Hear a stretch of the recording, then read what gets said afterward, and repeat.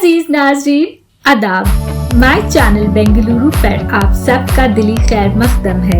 पेश है housing board के मुताल्लिक एक रिपोर्ट। आज बरोज 24 जून 2025 दोपहर 1 बजे जनाब BZ Zameer Ahmed Khan Sahib, minister of housing and Waqf, government of Karnataka ने अपने ऑफिशियल रेसिडेंस पर एक प्रेस कॉन्फ्रेंस बुलाई। इस प्रेस कॉन्फ्रेंस का मकसद हाउसिंग बोर्ड पर लगाए गए इल्जाम का खुलासा करना था। चंद दिन कबल कांग्रेस MLA BR पाटिल का एक ऑडियो वायरल हुआ था, जिसमें ये कहा गया कि हाउसिंग बोर्ड में रिश्वत लेकर बेनिफिशियरीज को घरों का अलॉटमेंट किया जा रहा है। इस सिलसिले में जनाब BZ ज़मीर अहमद खान साहिब ने जो बयान दिया है वो आपके लिए पेश है। इसके अलावा जनाब BZ ज़मीर अहमद खान साहिब के पर्सनल सेक्रेटरी जनाब सरफराज अहमद खान साहिब ने भी मीडिया से पूछे गए सवालात के जवाब देते हुए उनके रिसोर्ट के मुताल्लिक तफसील से खुलासा किया। वीडियो को आखिर तक जरूर देखिए।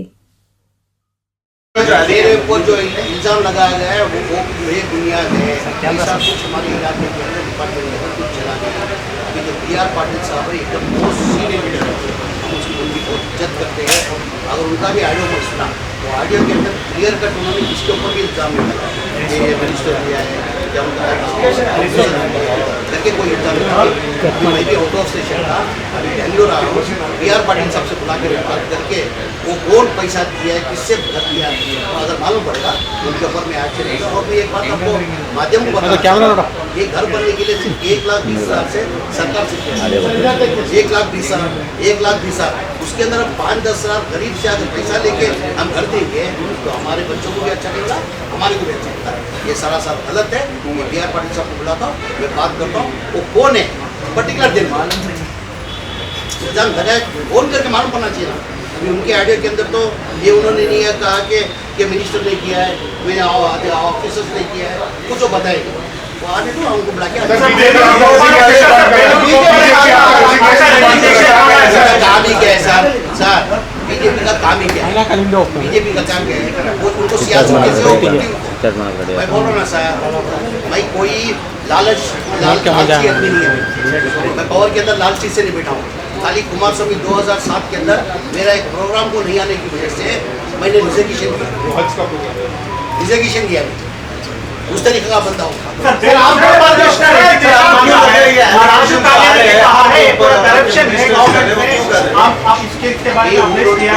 उनका अभिप्राय बोला है, राजू कागे ने मेरे ऊपर कुछ इल्जाम नहीं डाला है। डेवलपमेंट वर्क के लिए पैसा नहीं मिल रहा है, पैसा नहीं दिया जा रहा है, बोला है।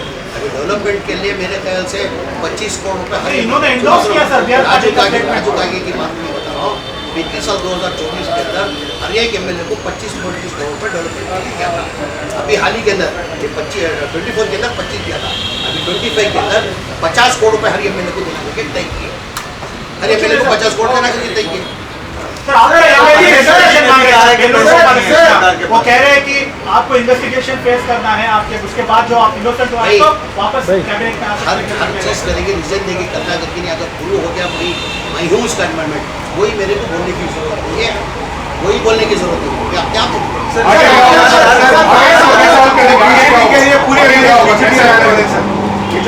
क्या लगा रहे हैं पूरे बीजेपी में आने वाले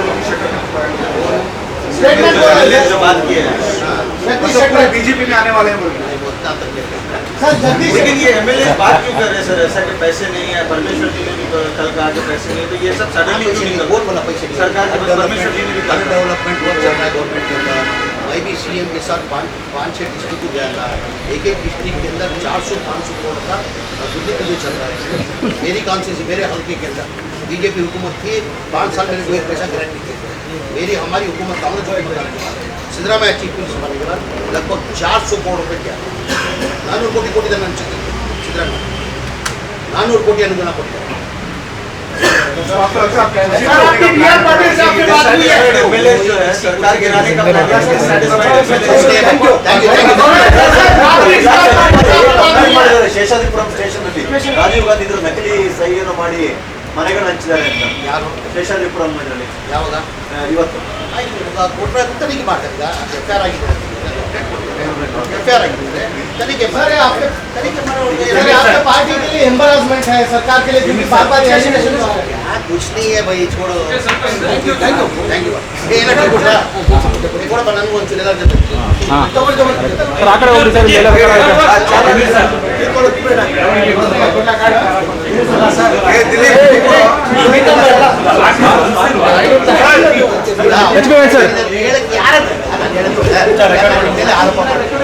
ಎಲ್ಲ ಮಾಧ್ಯಮದವರೆಲ್ಲ ಕೆಟ್ಟವರು ಅಂತ ಆಗಕ್ಕಾಗ್ತದಾ?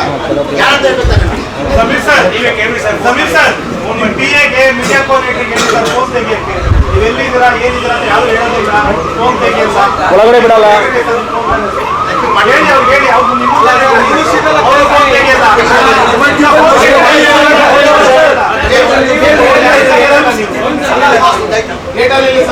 ಫೋನೇ ತೆಗಿಯಲ್ಲ ಯಾರು? ಮಧು ಹೇಳೋ ಕೆಲಸ ಒಳಗೆ ಬಿಡಲ್ಲ.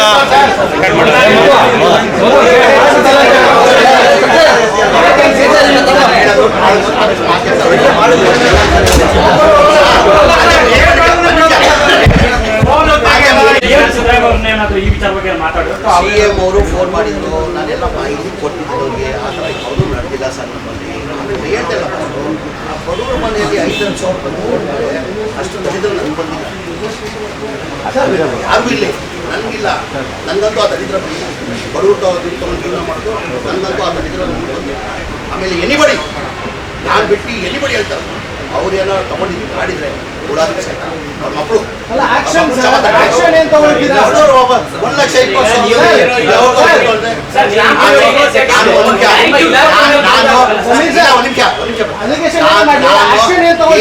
ನಾನು ಸತ್ಯಾದಿಚಂದ್ರ ಅಂತ ಹೇಳೋದು. ಈ ಬಡವ್ರ ಮನೆ ವಿಚಾರ ನಾನು ಸತ್ಯಾದಿಚಂದ್ರ ಅಂತ ಹೇಳೋದು. ಕಂಪ್ಲೀಟ್ ಮಾಡ್ತೀವೋ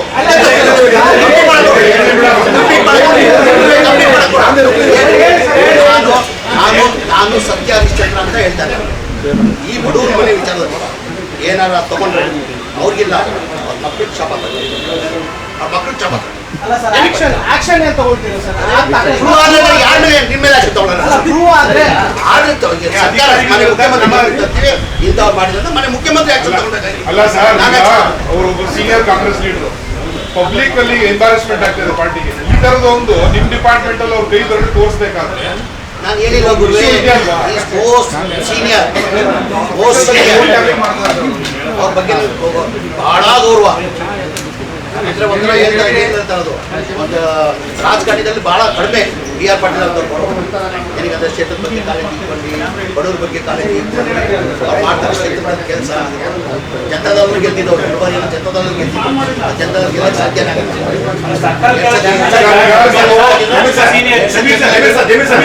ಇಲ್ಲ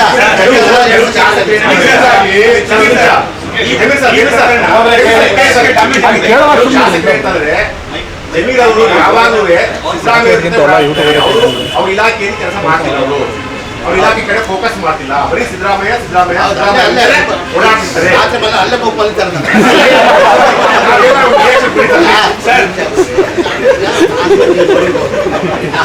ನಾನು ಯಾವತ್ತ ಸಿದ್ದರಾಮಯ್ಯ ಮನೆಯಲ್ಲಿ ಕಾಣಿಸ್ಕೊಂಡಿಲ್ಲ. ನನ್ನ ಕೆಲಸ, ನನ್ನ ಇಲಾಖೆ ಕೆಲಸ ಮನೆ ಮುಖ್ಯಮಂತ್ರಿ ಬಂದರೆ ಹೋಗ್ತಿದ್ದೆ. ಈಗ ದಿಲ್ಲಿಗೆ ಹೋಗಿದ್ರು, ಅದಕ್ಕಿಂತ ಮುಂಚೆ ನೋಡಿರ್ಬೋದು. ಪ್ರತಿ ಸಲ ಸಿದ್ದರಾಮಯ್ಯ ಅಧಿಕಾರ ದಿಲ್ಲಿಗೆ ಹೋಗೋ ಟೈಮಲ್ಲಿ ಪ್ರತಿ ಸಲ ನಾನು ಹೋಗ್ತಾ ಇದ್ದೆ. ಈ ನಡುವೆ ಹೋಗ್ತಾ ಇದ್ದೀನಿ, ಮುಖ್ಯಮಂತ್ರಿ ಆಗಿದ್ದಾರೆ, ನಮಗೂ ಜವಾಬ್ದಾರಿ ಕೊಟ್ಟಿದ್ದಾರೆ, ನಮ್ಮ ಇಲಾಖೆ ಕೆಲಸ ಇದೆ, ಅದು ಬಿಟ್ಟು ಅವ್ರು ಹಿಂದೆ ತಿರ್ಗಾಗ. ನಾನು ಪ್ರತಿ ಸಲ ಚೆಕ್ ಮಾಡಿದ್ದೀನಿ. ಸಿದ್ದರಾಮಯ್ಯ ಅವರು ನನ್ನ ಅಧಿಕಾರ ಇಲ್ಲ ಟೈಮಲ್ಲಿ ನಾನು ಸಚಿವನಾಗದ ಮುಂಚೆ ಇಲ್ಲಿ ಯಾವಾಗ ಹೋಗಿದ್ದಾರೆ, ಪ್ರತಿ ಸಲ ಅವ್ರ ಕೆಲಸ ಇಲ್ಲ, ಜವಾಬ್ದಾರಿ ಇಲ್ಲ. ಈಗ ಮನೆ ಮುಖ್ಯಮಂತ್ರಿ ನಾನು ಜವಾಬ್ದಾರಿ ಕೊಟ್ಟಿದ್ದಾರೆ, ಈಗ ದಿಲ್ಲಿಗೆ ಹೋಗ್ಬಿಡ್ತಾರೆ. ಒಂದು ಸತಿ ಆದರೂ ಉದಾಹರಣೆ ತೋರಿಸಿ. ನನ್ನ ಇಲಾಖೆಗೆ ಸಂಬಂಧಪಟ್ಟು 2 ಸತಿ ಹೋಗಿದ್ದೀನಿ. 2 ವರ್ಷದಲ್ಲಿ ಮನೆ ಮುಖ್ಯಮಂತ್ರಿಗಳ ಜೊತೆ 2 ಸತಿ ಹೋಗಿದ್ದೀನಿ. ಅದು ನಮ್ಮ ಇಲಾಖೆಗೆ ಸಂಬಂಧಪಟ್ಟ. ಒಂದು ಸತಿ ಹೈಕಮಾಂಡ್ ಅದಾದ್ಮೇಲೆ 1 ಸತಿ ಹೋಗಿರೋ ತೋರಿಸಿ ನೀವು. ಸರ್, ಇದು ನಿಮ್ಮ ಪಾರ್ಟಿಗೆ ಮತ್ತೆ ಸರ್ಕಾರಕ್ಕೆ ಇದು ನಿಮ್ಮ ಪಾರ್ಟಿಗೆ ಮತ್ತು ಸರ್ಕಾರಕ್ಕೆ ಪದೇ ಪದೇ ಈ ರೀತಿ ನಿಮ್ಮ ಮೇಲೆ ಅಲಿಗೇಷನ್ ಮಾಡ್ತಾರೆ. ಇದು ಎಂಬರಾಸ್ಮೆಂಟ್ ಅಲ್ವಾ? ಯಾಕಂದ್ರೆ ಬಿಜೆಪಿಯವರು ಹೇಳ್ತಿದ್ದಾರೆ ನಾವು ಅಲಿಗೇಷನ್ ಮಾಡ್ಬೇಕು ಅಂದ್ರೆ ಅವ್ರ ಹೋಮ್ ಪಾರ್ಟಿಯವರೇ ಅಲಿಗೇಷನ್ ಮಾಡ್ತಿರೋದ್ರಿಂದ ಅವ್ರು ನಾಚಿಕೆ ಹೋಗ್ತಾರೆ ಅವರು. ಸರ್, ಈಗ ಸಂತೋಷ ನಮ್ದೇನಿಲ್ಲ ಸರ್.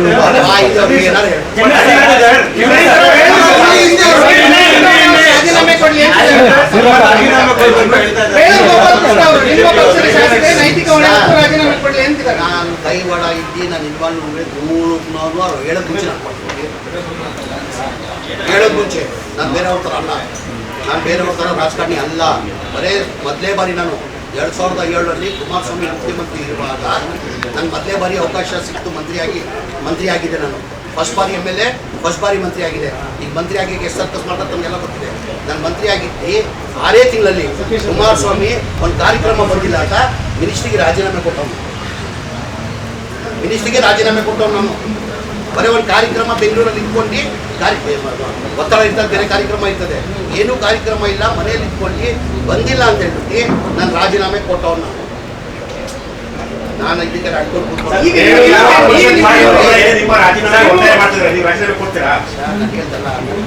ನೂರು ಅವ್ರು ಹೇಳಬೇಕಾಗಿಲ್ಲ, ನಾನೇ ಕೊಡ್ತಿದ್ದೆ. ನನ್ನ ಕಾನ್ಫಿಡೆನ್ಸ್ ಇದೆ. ನಾನು ಇಲ್ಲ ಅಂತ ನಾನು ಕಾನ್ಫಿಡೆನ್ಸ್ ಇದ್ದೇನೆ. ಅದು ಯಾರು ಹೇಳ್ತಾರಲ್ಲ ಎಷ್ಟೊಂದು ಹೇಳ್ತಾರೆ ಅಲ್ಲಿ ಅಡೂರ್ತಾವ ದುಡ್ಡು ತಗೊಳ್ಳೋದ ಯಾರನ್ನ ಎನಿಬಡಿ ನಾನು ಹೇಳ್ತಲ್ಲ, ನಾನು ಸತ್ಯಾಧಿಷ್ಠರ ಅಲ್ಲ ಅಂತ ಹೇಳ್ತೇನೆ. ಅವ್ರವ್ರ ಅಭಿಪ್ರಾಯ ನಿಮಿಷ, ಅವ್ರ ಅಭಿಪ್ರಾಯ ಅವ್ರು ಹೇಳಿದ್ರು, ದೊಡ್ಡವರು ಹೇಳ್ತಾರೆ. ಸರ್, ಹೇಳೋದೊಂದ್ ಕಡೆ ಒಂದು ಖಾಸಗಿ ಕಾನ್ವರ್ಸೇಷನ್ ಮೀಡಿಯಾ ಲೀಕ್ ಆಗುತ್ತೆ ಅಂದ್ರೆ ಸರ್ಕಾರಕ್ಕೆ ನಿಮ್ಗೆ ಎಂಬಾರಸ್ಮೆಂಟ್ ಮಾಡ್ಬೇಕು ಅಂತಾನೆ ಅಲ್ವಾ? ಇದ್ರ ಅರ್ಥ ಏನು? ಅವ್ರು ಎಕ್ಸೆಪ್ಟ್ ಮಾಡ್ತಾ ಇದ್ದಾರೆ. ಅವ್ರದೇ ಅವರೇ ಹೇಳಿದ್ದಾರೆ. ನಾನು ಇವತ್ತು ಕಳ್ಸೋರು ಮಾತಾಡ್ತಿದ್ದೀನಿ ಅಂದ್ರೆ ಯಾರಂತ ಹೇಳಿ ಅವ್ರು ಹೇಳ್ಬೇಕಾನೆ. ನಾನು ಸಚಿವ ಆಗಿದ್ದೀನಿ, ಹೇಳ್ಬೇಕಾನೆ. ಇಂಥವ್ರು ಪಂಚಾಯತ್ ಅವ್ನು ಯಾರು ತಗೊಂಡು ಬಂದಿದ್ದಾರೆ, ಅವ್ನು ಇರ್ತಾನೆ ಅಧ್ಯಕ್ಷ, ಅವ್ನು ಕರ್ಕೊಂಡ್ಬಂದು ಯಾರು ದುಡ್ಡು ತೊಗೊಂಡೋಗಿದ್ದಾರೆ ಅಂತ ಹೇಳ್ಬೇಕಾನೆ. ಅವ್ರು ಬಂದು ಹೇಳ್ರೆ ಇಂಥವ್ರು ತೊಗೊಂಡಿದ್ದಾರೆ 24 ಗಂಟೆ ನಾನೇನಾದ್ರು ಇಟ್ಕೊಂಡ್ಬಿಟ್ಟಿದ್ರೆ 24 ಗಂಟೆ ಕೊಂಡು ಯಾರೋ ಮನೆಗಳು ಕೊಟ್ಟಿದ್ದಾರೆ ಅಂತ ಹೇಳಿದ್ರೆ ಅದಕ್ಕೆ ನಾನು ಹೇಳಿದೆ, ಸರ್ ದಯಮಾಡಿ ಅಂಥವ್ರ ಬಗ್ಗೆ ಕೊಡಿ, ಆ್ಯಕ್ಷನ್ ಇನಿಷಿಯೇಟ್ ಮಾಡ್ತೀವಿ. ಆ್ಯಕ್ಷನ್ ಯಾರು ಮಾಡಿದ್ದಾರೆ ಅಂತ ಏನಾಗುತ್ತೆ, ಲೋಕಲ್ ಪಂಚಾಯತಿ ಲೆವೆಲಲ್ಲಿ ಏನಾಗಿದೆ ನಮಗೆ ಗೊತ್ತಿಲ್ಲ, ತನಿಖೆ ಆಗಬೇಕಿದೆ. ನಾನು ಅದೇ ಹೇಳಿದೆ, ನಾನು ಇಮಿಡಿಯೇಟ್ ಸಿಗ್ತಾನೆ. ಏನಾಗಿದೆ, ಮೊನ್ನೆ ಯಾವುದೋ ಮೈನಾರಿಟಿ ಇಶ್ಯೂ ಇರುತ್ತೆ, ಯಾರೋ ಒಂದು ಕಂಪ್ಲೇಂಟ್ ಮಾಡೋದು ಒಬ್ಬ ಡಿಸ್ಟ್ರಿಕ್ಟ್ ಆಫೀಸರ್ ಬಗ್ಗೆ, ವಿತಿನ್ 3 ಅವರ್ಸಲ್ಲಿ ಅವ್ನಿಗೆ ಟ್ರಾನ್ಸ್ಫರ್ ಮಾಡಿಬಿಟ್ಟು ವಿತೌಟ್ ಪೋಸ್ಟಿಂಗ್ ಇತ್ತು. ಯಾರು ಹೆಸರು ಮೆನ್ಷನ್ ಮಾಡಲಿಲ್ಲ, ಯಾರು ಮಾಡಿಲ್ಲ. ಅವ್ರು ಹೇಳಿದ್ರು ಈ ಥರ ಆಗಿದೆ ಅಂತ. ಮೇ ಬಿ ಗ್ರೌಂಡಲ್ಲಿ ಏನಾಗುತ್ತೆ, ಪಂಚಾಯತ್ ಲೆವೆಲಲ್ಲಿ ಏನಾಗಿದೆ ಬಹುಶಃ ಅವ್ರಿಗೂ ಗೊತ್ತಿಲ್ಲ. ಅವ್ರಿಗೆ ಯಾರೋ ಹೇಳಿರ್ಬೋದು, ಅವ್ರು ನಮಗೆ ಮಾಹಿತಿ ಕೇಳಿದ್ದಾರೆ, ನಾವು ಕೊಡ್ತೀವಿ. ಮಿನಿಸ್ಟರ್ ಸಾಹೇಬ್ ಹೇಳಿದ್ದಾರೆ ಡೀಟೇಲ್ ಇನ್ವೆಸ್ಟಿಗೇಷನ್ ಮಾಡ್ತೀವಿ ಅಂತ ಮಾಡಿಸ್ತೀವಿ. ಮಾಡಿದ ಮೇಲೆ ಆಕ್ಷನ್ ಇನಿಷಿಯೇಟ್ ಮಾಡೋದಕ್ಕೆ ನೀವು ತಯಾರಿದ್ದೀರಾ? 100% ಮಾಡಿ ನಾವು ಹೇಳಿದ್ವಲ್ಲ, ಸಾಹೇಬ್ರಿಗೆ ಹೇಳ್ಬಿಟ್ಟಿದ್ದೆ ನಾನು, BR ಪಾಟೀಲ್ ಸಾಹೇಬ್ರಿಗೆ. ಯಾಕಂದ್ರೆ ನನಗೆ ಅವರು ಸರ್ಫರಾಜ್ ಅಂತ ಮಾತಾಡೋದು ನೀವು ಕೇಳಿಸ್ಕೊಂಡಿರ್ಬೋದು. ನನಗೆ ತುಂಬ ಆತ್ಮೀಯರು ಇವಾಗಿಲ್ಲ, ಒಂದು 25 ವರ್ಷದ ನನಗೆ ಆತ್ಮೀಯರು. ಹಿಂದೆಲ್ಲ ಮತ್ತೆ ಡಿಪಾರ್ಟ್ಮೆಂಟ್ ಅಲ್ಲಿ ಎಲ್ಲ ಜನರಿಗೂ ಗೊತ್ತಿದೆ ಅಂತ. ಬಟ್ ಈ ರೀತಿ ಅಲಿಗೇಷನ್ಗಳು ಬಂದಾಗ ಅದನ್ನ ಯಾವ ರೀತಿ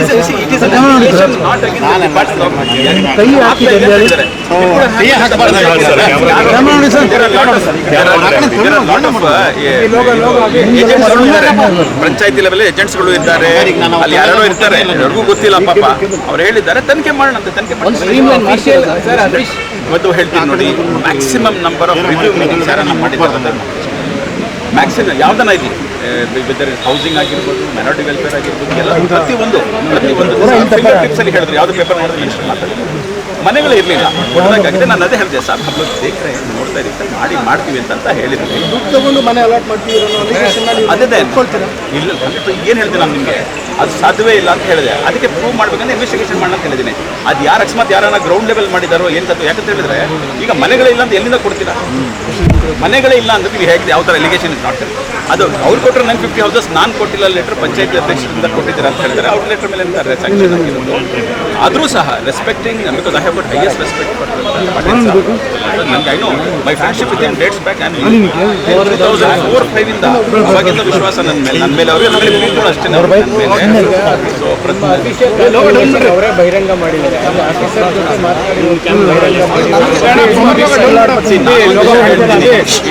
ಪ್ರಕಾರ we talk in confidence, confidence.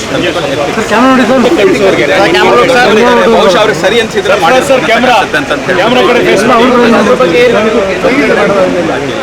ಅವ್ರ ಸೀನಿಯರ್ ಲೀಡರ್ ಅಕಸ್ಮಾತ್ ಏನಾಗಿದೆ ಅಂತ ಹೇಳಿದ್ರೆ ಸೀನಿಯರ್ ಲೀಡರ್ ಹೇಳಿದ ಮೇಲೆ ನಾನು I don't want to comment on anything because is my friend. First of all is my very very good friend. ಎರಡನೇದಾಗಿ ಏನಾಗಿದೆ ಅಂತ ಹೇಳಿದ್ರೆ ಎಥಿಕಲ್ ಇಶ್ಯೂಸ್ ಬರುತ್ತೆ. ಯಾಕಂದ್ರೆ ನಾವು ಈಗ ಮತ್ತೆ ನಾವು ಇನ್ನೂ ಕಾನ್ವರ್ಸೇಷನ್ ಮಾಡೋಕ್ಕಾಗಿತ್ತಂದ್ರೆ ಕಾನ್ವರ್ಸೇಷನ್ ತಪ್ಪಾಗಿಲ್ಲ. ಅವರು ಆರೋಪ ಮಾಡಿದ್ರೆ ಅದಕ್ಕೆ ಎನ್ಕ್ವೈರಿ ಮಾಡಿ ಇನ್ವೆಸ್ಟಿಗೇಷನ್ ಮಾಡಿ ತನಿಖೆ ಮಾಡ್ತೀವಿ ಅಂತ okay sir. 100% we are there. We will take action. We are there. We are participating. We will go to the depth of the issue. We will, like I said, I've sent them behind bars. We'll definitely send them. ನನಗೆ ಗೊತ್ತಿಲ್ಲ sir, ತನಿಖೆ ಆಗ್ಬೇಕಲ್ಲ sir. ಅಲ್ಲಿ 10,000 ಎಲ್ಲ bill ತಗೊಂಡಿದ್ದಾರೆ. ಯಾರು ಕೊಟ್ಟಿದ್ದಾರೆ ಗೊತ್ತಿಲ್ಲ ಸರ್, ತನಿಖೆ ಮಾಡಿ. 100 ರೂಪಾಯಿ.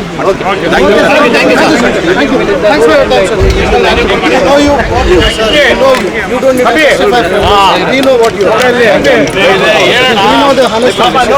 बस एक छोटा सवाल, बस वो जो वीडियो ऑडियो वायरल हुआ, एक आवाज सही नहीं है, हम बता रहे थे. मैंने उसमें आपको मैंने कॉन्वर्सेशन आपने हिंदी में ही बात किया है, आपने सुना होगा. तो हमने कहा है कि ऐसे कुछ एलिगेशन है तो एक घर के लिए 1,25,000 इसमें कौन भ्रष्टाचार करेगा? नंबर 1. नंबर 2, ये सिलेक्शन हम नहीं करते हैं. सिलेक्शन कमेटी के चेयरमैन एमएलए साहब होते हैं और उनका लेटर है उसमें. वो क्या है? तो मैंने यही कहा सर आपके रेगुलेशन अगर आप ऐसा हुआ है तो मैंने क्या कहा कि hang them, will put them behind bars. Hang them मतलब लिटरल सेंस में नहीं है, मतलब मीन्स पनिशमेंट उनको देंगे ही देंगे. मतलब हमने कहा है इन्वेस्टिगेशन करना है, उसको करके करेंगे. अब इन्वेस्टिगेट करेंगे उसमें, और अगर पंचायत लेवल में है कौन है या ऑफिसर लेवल में कौन कर रहा है, डिपार्टमेंट में कौन कर रहा है, इसके अंदर हम जाएंगे. इंक्वायरी के लिए मिनिस्टर साहब ने ऑर्डर किया है, आते साथ ही हम लोग पर एक्शन लेंगे. सर. चूंकि सारी फाइल्स आपके थ्रू होकर हमारे तक नहीं आती भाई साहब, आप नहीं तो गलत देखती. मीडिया आप लोग है ना सजेस्ट मत कीजिए. फाइल्स आते हैं डिपार्टमेंट के पास आते हैं. पॉलिसी मैटर जो है मिनिस्टर साहब करते हैं. ಅವರು ಅಕ್ರಮವಾಗಿ ರೆಸಾರ್ಟ್ ಅಕ್ರಮ ಸರ್ ಒಂದು ನಿಮಿಷ ಹೇಳ್ತೀನಿ ದಯಮಾಡಿ. ರೆಸಾರ್ಟ್ ಅಂತ ಪದ ಯೂಸ್ ಮಾಡಬೇಕಿಂತ ಮುಂಚೆ ನೀವೊಂದು ಮನೆ ಕಟ್ಕೊಂಡಿದ್ದೆ, ಅದಕ್ಕೆ ರೆಸಾರ್ಟ್ ಅಂತ ಅವರೇ ಒಂದು ಸೆಲ್ಫ್ ಡೆಫಿನೇಷನ್ ಕೊಟ್ಟರೆ ಎಷ್ಟು ಸರಿ. ರೆಸಾರ್ಟ್ ಅಂದರೆ ಮಿನಿಮಮ್ 10 ಕಾಟೇಜ್ಗಳು ಇರಬೇಕು, ಆಯಿತಾ? ಒಂದು. ಎರಡನೇದಾಗಿ ಈ ದೇಶದಲ್ಲಿ ಒಬ್ಬ ನಾನು ಅಧಿಕಾರಿ ಇರ್ಬೋದು, ಇದು ನಾನು ತಗೊಂಡಿದ್ದ ಆಸ್ತಿ 2006 ತಗೊಂಡು ಸರ್ಕಾರಕ್ಕೆ ಡಿಕ್ಲೇರ್ ಮಾಡೋದು, ನಮ್ಮ ACR ಪಬ್ಲಿಕ್ ಡೊಮೇನ್ ಅಂತ ನಾವು ನೋಡ್ಬೋದು. ಅಲ್ಲಿ ಪಂಚಾಯತ್ 2 ಬೆಡ್ರೂಮ್ ಮನೆ ಕಟ್ಕೊಳ್ಳೋದು ರೆಸಾರ್ಟ್. ಅದು ಯಾವ ಥರ ರೆಸಾರ್ಟ್? ಎಸ್, ಒಂದು ಹೋಮ್ ಸ್ಟೇ ಯಾಕೆ ಮಾಡಿದ್ದೀವಿ ಅಂತ ಹೇಳಿದ್ರೆ ಅದಕ್ಕೆ ಯಾವುದೇ ಥರ ಟ್ಯಾಕ್ಸ್ ಇರಲ್ಲ. ಯಾಕಂದರೆ ಅಲ್ಲಿ 4-5 ಜನ ಬರ್ತಾರೆ, ನಮ್ಮ ಊಟ ಮಾಡ್ತೀವಿ. ಆ ದುಡ್ಡು ತಗೊಂಡು ಎಲ್ಲರಿಗೆಲ್ಲ ಗೊತ್ತಿದೆ. ನಾವೇನು ಮಾಡ್ತೀವಿ, ಅದು ಅಲ್ಲಿ ಏನಾಗಿದೆ ಕನ್ಸರ್ವೇಷನ್ಗೆ ಯೂಸ್ ಮಾಡ್ತೀವಿ. ಪ್ಲಾಸ್ಟಿಕ್ ಜನ ಹಾಕ್ತಾರೆ, ಪ್ಲಾಸ್ಟಿಕ್ ಎಂಥದ ಕೆಲಸ ಮಾಡ್ತೀವಿ. ಅದರಿಂದ ನನಗೆ ದೇವರ ದಯೆಯಿಂದ ಅದರಿಂದ ಜೀವನ ಮಾಡೋದಂಥದ್ದು ಏನಿಲ್ಲ. ನನಗೆ ಎಲ್ಲೊಂದು ಪ್ಲೇಸ್ ಅಂತ ಐ ಮೀನ್ ಅಡ್ವೆಂಚರರ್ ಬೇಸಿಕಲಿ. ಅಲ್ಲಿ ಹೋಗಿ spend my time in conservation, wildlife ಅಲ್ಲಿ ಸ್ಪೆಂಡ್ ಮಾಡ್ತೀನಿ. ಬಟ್ ತುಂಬ ಒಳ್ಳೆ ವಿಷಯ ಏನಂತ ಹೇಳಿದ್ರೆ ನಮ್ಮ ಅಲ್ಲಿ forest department government officer are extremely good. We cooperate with them. Blackmail ಮಾಡ್ತಾ ಇದ್ದಾರೆ. ಅದು ಹಿಂದೆ ಒಂದ್ಸತಿ ಬಂದ್ಬಿಟ್ಟು ಅವರೇನೋ ಬಂದು ಇಲ್ಲಿ ಕೇಳಿದ ಈಗ ಬೇಡ, ನಾನು ಯಾವುದೇ ಥರ ಅವ್ರ ಬಗ್ಗೆ ನನಗೆ ಆಗಿದೆ, ಅವರು ಏನೋ ಒಂದು ಸತಿ ಕೇಳ್ಬಿಟ್ಟಿದ್ದಾರೆ ಅಂತ ಕಾಣಿಸುತ್ತೆ. I don't want to continue. ಮಾಡಲಿಕ್ಕೆ ಸರ್ ಒಂದು 8-10 ಜನ ಬಂದು ಪ್ರತಿಭಟನೆ ಅಂತ ಹೇಳ್ತಾರಾ? ಏನು ಸರ್, ಒಂದು 8 ಜನ ಬಂದು ಪ್ರತಿಭಟನೆ ಅಂತ ಹೇಳ್ತಾರಾ? ದಬ್ಬಾಳಿಕೆ ಇಲ್ಲ ಸರ್. 10 ಜನ ಬಂದ್ಬಿಟ್ಟು ದಬ್ಬಾಳಿಕೆ ಅಂತ ಹೇಳಿದ್ರೆ ನೀವು ಸಡನ್ ಆಗಿ ಬಂದ್ಬಿಟ್ಟು ಅದು ಬಂದು ನೀವು ಬಂದು ನಿಮ್ಮ ಆಫೀಸ್ಗೆ ಬಂದ್ಬಿಟ್ಟು ನೀವು ಪ್ರೂವ್ ಮಾಡಬೇಕು ಅಂತ ಹೇಳಿದ್ರೆ ಕೋರ್ಟಲ್ಲಿ ಪ್ರೂವ್ ಮಾಡ್ತೀನಿ, ಕಂಪ್ಲೇಂಟ್ ಕೊಡ್ತೀನಿ, ಪೊಲೀಸ್ ಕೇಸ್ ಮಾಡ್ತೀನಿ. ಇಲ್ಲಿ ಬಂದು ನೀವು ಇಂಟಿಮಿಡೇಷನ್ ಅಲ್ಲ ಅದು. ನೀವು ಬಂದು ಮತ್ತು ನಾನು ಬಂದು ನಿಮ್ಮ ಆಫೀಸಲ್ಲಿ ಕೂತ್ಕೊಂಡು ನನಗೆ ಕೇಳ್ತೀನಿ ಅಂತ ಹೇಳಿದ್ರೆ ಹಿಂದೆ ಏನಾದ್ರು ಬ್ಲಾಕ್ ಮೇಲ್ ಮಾಡಿದ್ರು? ಹಿಂದೆ ಆಲ್ರೆಡಿ ಹೇಳಾಗಿದೆ ಮೀಡಿಯಾದಲ್ಲಿ, ನಾನು ಮೀಡಿಯಾ ನೋಡಿ ಅದನ್ನು ಮಾಡಿದ್ದೆ. ಬಟ್ ಆದರೂ ಸಹ ದೇವರು ರೂಪೇಶ್ ರಾಜಣ್ಣಗೆ ಒಳ್ಳೆ ಬುದ್ಧಿ ಕೊಟ್ಟು ಅವ್ರು ಇನ್ನೂ ಒಳ್ಳೆ ಕೆಲಸ ಮಾಡಲಿ, ಇಂಥ ಕೆಲಸ ಮಾಡೋದು ಬೇಡ ಅಂತ ಹೇಳಿ ನಾನು ಮಾತಾಡ್ತೀನಿ. ಥ್ಯಾಂಕ್ ಯು, ನಮಸ್ಕಾರ. Viral audio very personally we speak which other in Hindi.